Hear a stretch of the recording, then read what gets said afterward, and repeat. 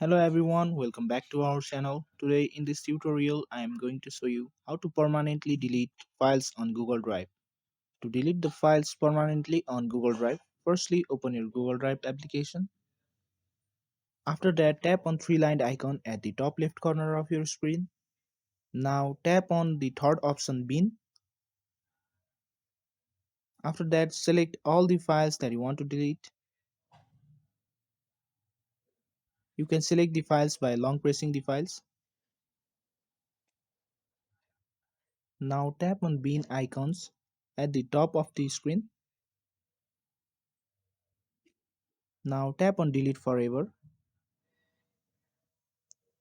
This is how you will be able to permanently delete files on Google Drive.